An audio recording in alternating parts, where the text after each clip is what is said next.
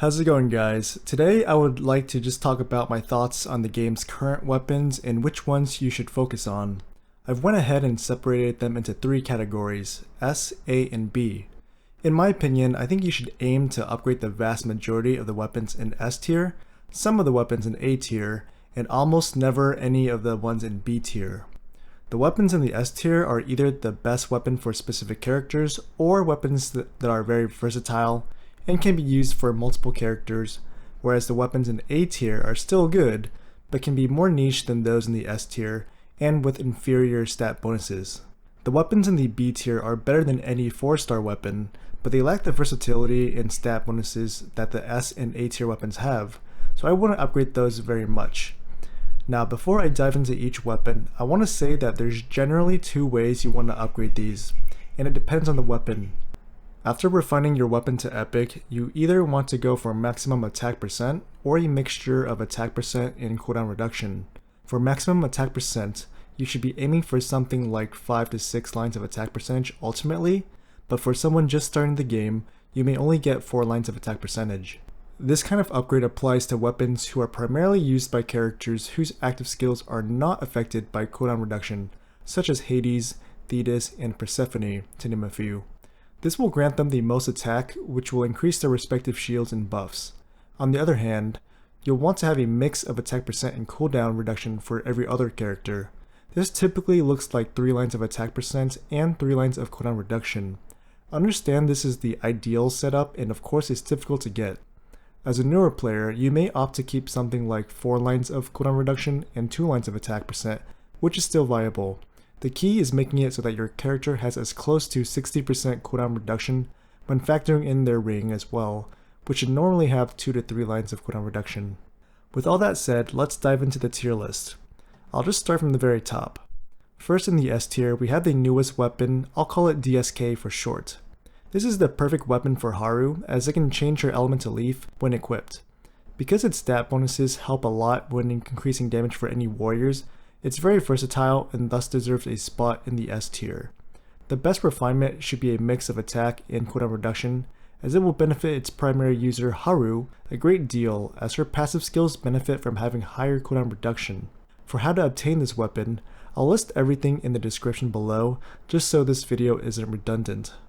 Next is what I call the Harp. This is meant to be used only for healers, as you only gain the bonus stats if the Harp is equipped by a healer. It's an S tier because of its valuable bonuses that benefit the entire team, as opposed to just oneself, which not many weapons have. The main characters who use this will be Aphrodite and Persephone, and because their active skills aren't impacted by cooldown reduction, you'll want to refine this Harp with maximum attack percent. Following the Harp is the Dual Blades. This weapon is especially great for Kayn, but because it can also be used by any warrior, it lends itself to be very versatile with amazing stat bonuses, so it deserves a spot in the S tier. The 10% damage reduction helps with survivability, and the 10% damage amplification really helps with increasing damage. Not to mention when Kayn equips it, it outputs a lot more damage based on his attack stat.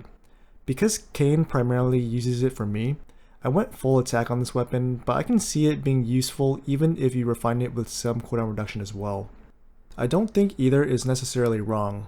With mostly attack stats, I can easily use it on characters like Ariel and Mia whose skills aren't affected by cooldown reduction. Next are the Lanterns. This is in the S tier because it is very versatile, being applicable to any mage and dark attribute healers. It's mostly used offensively as it carries some enemy debuffs, which is beneficial for your whole team. There are other dark attribute weapons that might offer more attack stats, but this lantern offers more utility for the team, which is why it is higher on the list than something like the Dark Sphere. As it can be used by any mage, I like to refine this with a mix of attack and cooldown reduction just so that any mage can use it. Next we have the Achilles Shield, which is a relatively new weapon during the time of making this video. I'm not 100% sure if it belongs in the S tier, but it has some interesting stat bonuses. One of the most defining stats is that it reduces 15% of the damage from enemies, which means putting it on any light attribute character will surely make them live longer. Pair this up with the health, defense, and critical resistance bonuses makes it appear that it's for defensive purposes, but then it also gives more damage per hit based on your defense. One of the main characters I see possibly using this is Haru when she's in her light element. This can also apply to characters like Zeus, Aphrodite when she's in her light form, and Eros, just to name a few light characters. Because there's no other weapon like this, that makes me feel better putting it in the S tier, as there's no clear competitor better than it. Like the DSK, I would recommend refining this with a mix of attack and cooldown reduction just so that anyone like Zeus can use it. Following this, we have two famous archer bows. They're both extremely similar, and I exclusively use them on Psyche and Eros. They're the best archer exclusive weapons, with the difference being that the lighter colored bow provides damage reduction which helps your character survive longer, whereas the purple bow has more offensive stats, one being penetration, so this will help your archers deal more damage. Because both Psyche and Eros active skills don't depend on cooldown reduction, I'd advise to refine straight attack percentage on both of these bows. For your other characters whose active skills are affected by cooldown reductions, there are alternative weapons that they can use. For example, Charon and Artemis can use a Triaina Axe, and Kana can use the Ardvar. Gaia typically just uses any weapon as she's rarely ever the main DPS. Next up is the Ancient Guardian. This weapon serves a lot of different purposes, which is one of the reasons it's in the S tier, as there's little to no replacement. For one, it's the only weapon that will turn Kain into a leaf element. If that's not enough, when equipped by a water or leaf character, it provides 100% crit resistance, which is very beneficial in the late game. I mostly use this on Kain when I need him to be a leaf element, and occasionally I'll use on characters like Mia. Even though it does support water characters, my other water characters have other weapons they could use. For example, Ariel can use the Triaina Axe, which is the best damage weapon for water elementals. If I'm using this shield on Kain and the axe on Ariel, then if I'm using someone like Irie as well, then I can have her equip something like the Ceraunus and Astrafe shield and sword. All I'm trying to say is because I'm not really using this shield for DPS, that is why I haven't upgraded it a great deal. Because it's the only way to turn Kain leaf, this shield is a must-have and is fit for the S tier. Next up, we have the Ardvar, which is the best damage dealing weapon for fire-type characters, as it provides not just attack, but also penetration, crit damage, and additional boss damage. I typically use this on characters like Katana, Estia, and pretty much any other fire character will do. Because it's the best in its element, I grade this an S tier and a must-have. Because I want it to be versatile amongst all my fire characters, I'll refine it to have a mixture of attack percent and cooldown reduction. This same philosophy applies to the next weapon, the Triaina Axe, which is the best damaging weapon for water characters. In terms of damage, this beats other water-focused weapons like the Elaim sword, and because of its versatility amongst any water character, it is an invaluable asset to your team. Because I'm using it on characters like Poseidon, Artemis, and Ariel, I refine it to have a mix of attack and cooldown reduction so that those whose active skill are affected by cooldown reduction can obtain the goal of 60% total cooldown reduction. Next we have an interesting one, which is the Arondite. Through testing, we found this weapon to provide the most amount of useful attack stat, which is primarily used for characters who provide shields or heals, namely Hades, Thetis, Haru, and pretty much any healer. More attack means larger shields, which is invaluable in most areas of the game. Because these characters' active skills aren't affected by cooldown reduction, you'll want to refine them to have maximum attack stat if possible. Examples would be 5 to 6 lines of attack percent. To conclude the S tier, we have the Demon Sword. Like other weapons before, this is the only weapon that will change Kain's element to dark. This alone puts the weapon in the S tier, as there's a handful of situations in which you would want to make Kain dark, such as Raid for example. This weapon used to be the best weapon for dark characters, but ever since the release of weapons like the Lantern and DSK, this weapon has fallen off from being the best in slot for many characters. For dark mages, Lanterns may be a better option, and for dark warriors, something like the DSK may offer more damage overall. With Psyche being the only dark archer, while she benefits more from using either of the two bows I had mentioned previously. Still, the Demon Sword is a sword you will eventually want to get a copy of, as it is necessary for Kain, yet still useful to any dark type character. Going through the A tier, I'll be a lot quicker and just talk about the pros and cons, which should explain why they're below the S tier. First, we have the Manuscript of Abundance, which is great for leaf mages, except the only leaf mages are pretty much Lugrant and Demeter. so it's not very versatile and primarily is fit for a couple characters, so that is why it's not in the S tier. As those characters' 2 active skills don't rely on cooldown reduction, you can go max attack stat on this book. Next we have the new Demon book. I feel like there are 2 better substitutes for this book, which include the Lantern and the Harp. Given that this book is fit for dark mages or healers, we can see that the dark mages can use the Lantern, which offers similar offensive stats and also an enemy debuff, which serves as greater value to the team. We can also see that healers would benefit more from using something like the Harp, which provides additional stats to the team as well. Because of this, the Demon book is nothing special but not terrible either, so it sits in the A tier. Just like the Lantern, because it's primarily used by many dark mages, I would refine this to have a mix of attack percentage and cooldown reduction. You could alternatively focus all attack on this if you only use it for healers. Next we have the Blizzard bow, which is also a new weapon. It's designed to be for archers and is meant to be a DPS weapon. DPS is great, but in the current late game meta, it's generally more beneficial to have damage reduction so you can survive. Archers who I could see using this would include Gaia, Cheiron, Artemis, or even Kana, with a mix of attack percent and cooldown reduction, while archers like Psyche and Eros exclusively use the 2 bows mentioned in the S tier that are refined entirely with attack percentage. Like I mentioned before, Cheiron, Artemis, and Kana all have alternative weapons they could use, making this bow less special. But because it's not the best and not the worst, the A tier is an appropriate home for it. If you're a new player, I can see this bow being very high on your list, as it's very versatile for all archers. Again, there's no issue in upgrading weapons in the A tier, that's why they're in the A tier. I would advise against heavily upgrading anything below in the B tier. Next we have the Ceraunus and Astrafe sword and shield that I previously mentioned. The biggest thing about this weapon to me is that it doesn't do anything the best, so it's not fit to be in the S tier. It kinda does a little bit of everything from providing offensive stats like attack and enemy debuffs, to defensive stats like damage reduction and crit resistance.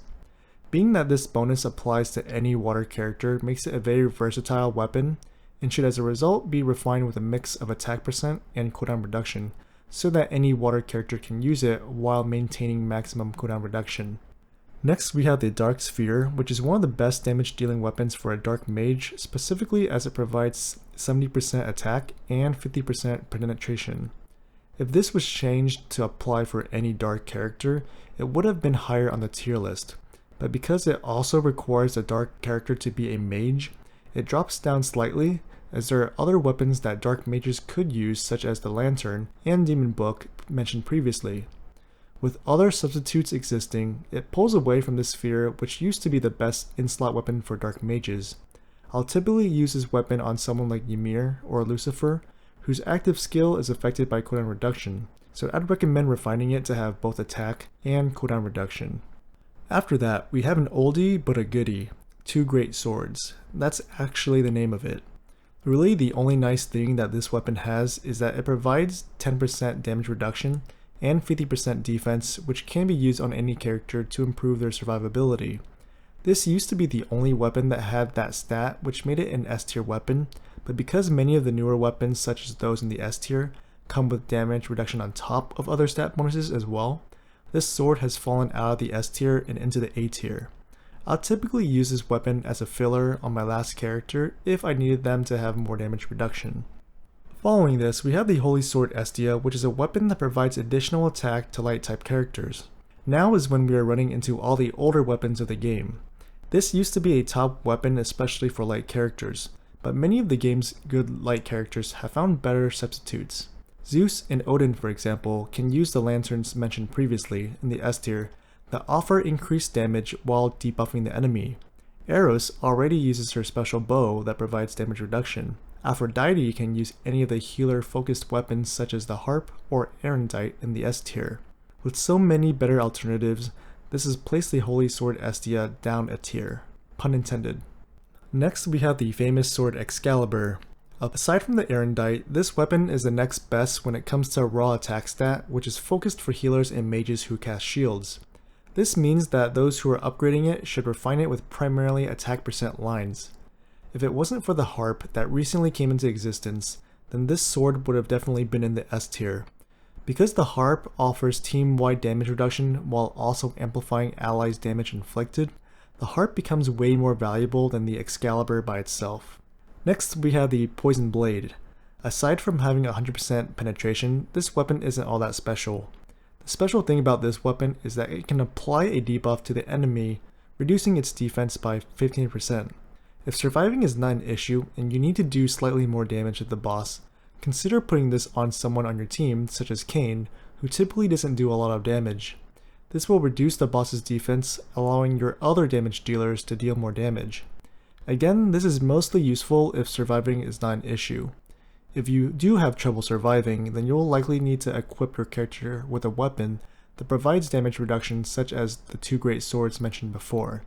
To be able to use this across multiple characters, it'll be best to refine it with a mix of attack and cooldown reduction. The second to last weapon in the A tier is the Holy Sword Caliburn. This weapon was highly rated during the beginning of the game's origin, as it provided +1 to all skills, which no other weapon had at the time. It's primarily used for characters who don't do much damage and are there primarily for their passive buffs. At times I'll use this on characters like Yui or Lilith to buff their skills against bosses who only take damage from Kain. Because this has such a niche use case, it's been moved down to the bottom of the tier list. The last sword we're going to talk about in the A tier is one of my personal favorites, the Dragonblade. This weapon is a decent DPS weapon that is useful for any character regardless of class or element. I believe it's easy to acquire for new players now through the raid shop, so it'll be a useful weapon to use until you reach the late game and obtain more of the weapons in the S tier. To be able to use it across many characters, I'd advise to refine this with a mix of attack percent and cooldown reduction.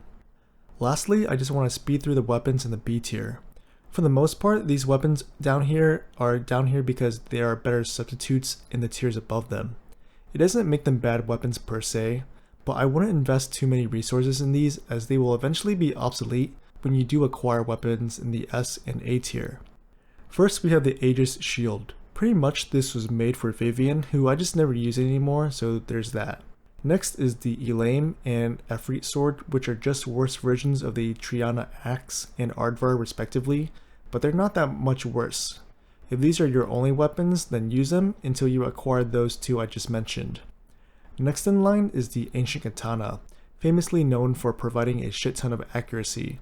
This is useful if you are lacking accuracy, but you should also just upgrade your gloves to increase accuracy. Here we have Laevateinn, which just has bad unique options, nothing to write home about. Following this is the Ascalon, which used to be one of the best weapons in the game, but not anymore. Although it offers a lot of boss damage and crit damage, there are weapons focused for warriors and archers that do the same if not better job. Next is the Mistelteinn, which bonus stats like crit rate and monster penetration serve no purpose nowadays. Bloodlust is an interesting weapon. This used to be a high value weapon as it could be maxed out and offer a chance to absorb HP, but now with the meta of shields, it doesn't really offer any value. Similar to the Mistelteinn, the Durendal offers monster penetration and some crit damage, which aren't useful stats nowadays. It might help with farming, but otherwise it's useless everywhere else. Lastly, we have the Caladbolg, which similarly to Laevateinn offers poor unique options, so never upgrade any weapons like this. And that concludes my analysis on all the game's current weapons. If you need further clarification on something, feel free to ask in the comments below. If you found the video helpful, please help me in giving it a like. Thanks again for watching, and I'll see you in the next one.